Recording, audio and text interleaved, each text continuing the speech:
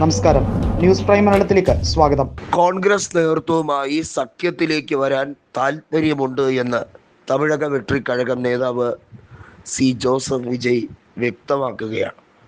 തമിഴ്നാട്ടിൽ കോൺഗ്രസുമായി ചേർന്നുകൊണ്ടുള്ള സർക്കാരാണ് വിജയ് രൂപീകരിച്ചിരിക്കുന്നത്. കാരണം വിജയുടെ പാർട്ടിക്ക് കോൺഗ്രസിൻ്റെയും മറ്റ് ചെറുകിട പാർട്ടികളുടെയും പിന്തുണ വേണ്ടി വന്നു.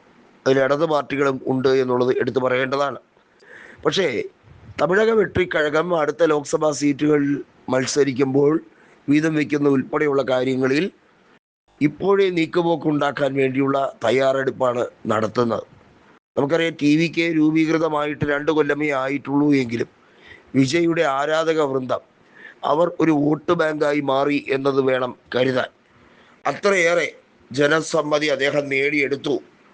കരൂറിൽ വലിയ തോതിൽ അവിടെ സ്റ്റാമ്പേഡ് ഉണ്ടായപ്പോഴും, അതായത് തിക്കിലും തിരക്കിലും പെട്ട് മരണമുണ്ടായപ്പോഴും വിജയ് പാലിച്ച സമീപനം, വിജയ് എടുത്ത തീരുമാനം അത് തമിഴകത്തെ കൃത്യമായി സ്വാധീനിച്ചു എന്ന് വേണമെങ്കിൽ പറയാം.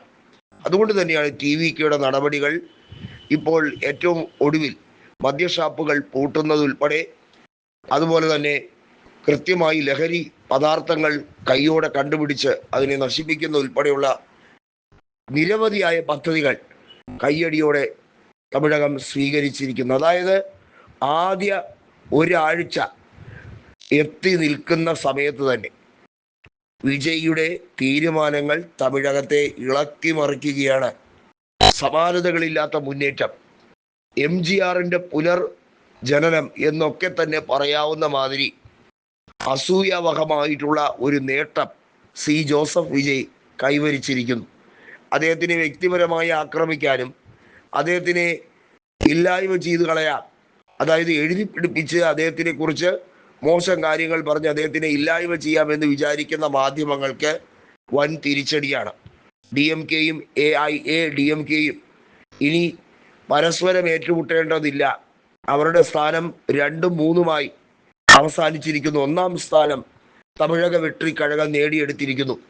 കോൺഗ്രസ് DMKയുമായി സഹകരിച്ചപ്പോൾ മന്ത്രിസ്ഥാനം പോലും നൽകാത്തതിൻ്റെ കൃത്യമായിട്ടുള്ള കാരണങ്ങൾ എന്തായിരുന്നു എന്ന് DMK പറഞ്ഞിട്ടില്ല. വേണമെങ്കിൽ കൂടിക്കോ, ഇല്ലെങ്കിലും ഞങ്ങൾക്കൊരു കുഴപ്പവുമില്ല എന്ന ധാർഷ്ട്യമായിരുന്നു സ്റ്റാലിന്. ഏതായാലും സ്റ്റാലിൻ്റെ ആ ധാർഷ്ട്യത്തിന് കിട്ടിയ മറുപടിയാണ് ഇപ്പോൾ TVKയുമായിട്ടുള്ള കോൺഗ്രസിൻ്റെ ഈ കൂട്ടുചേരൽ എന്ന് പറയാൻ കഴിയുന്ന അവസ്ഥയാണ്. വരും ദിവസങ്ങളിൽ കൂടുതൽ സഖ്യവുമായി മുന്നോട്ട് പോകാം.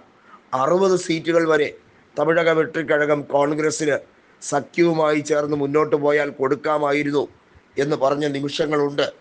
അതുകൊണ്ട് തന്നെ കോൺഗ്രസ് നേതൃത്വം ഇപ്പോൾ എടുത്തിരിക്കുന്ന തീരുമാനം അല്പം വൈകിയാണെങ്കിലും നല്ല രീതിയിൽ തന്നെ കലാശിച്ചു എന്ന് പറയേണ്ടി വരും.